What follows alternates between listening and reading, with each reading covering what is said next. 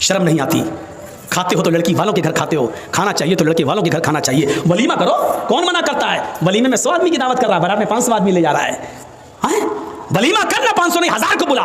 एक दिन वलीमा कर, दूसरे दिन भी कर, 20 दिन वलीमा कर, शरीयत तुझे इजाजत देती है। तुझे खुशियां कर, लेकिन लड़की वाले पर बोझ मत बन।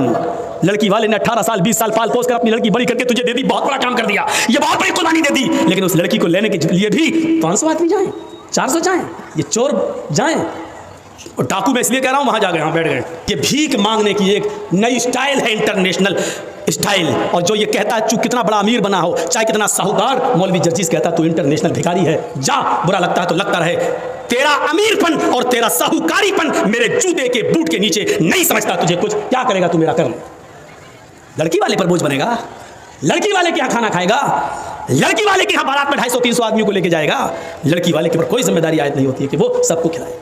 इस चीज़ को खत्म करिए। और इंटरनेशनल भिखारियों को देखिए, कौन बाइक दे देना, मेरा लड़का 5 लाख की दुकान पे बैठता है, तू 50,000 की बाइक भी नहीं दे सकता? अबे कटोरा लेके भीख मांगना।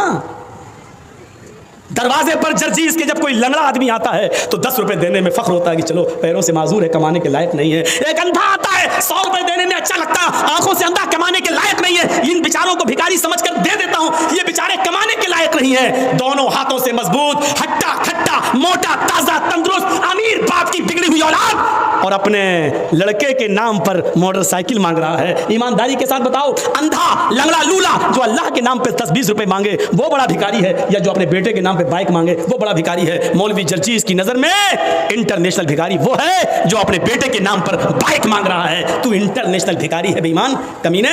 तू उस भिखारी से बड़ा है जो लंगड़ा लूला अंधा पाइज है, तू उस भिखारी से बड़ा है, तू इंटरनेशनल भिखारी है। शर्म आनी चाहिए, शर्म।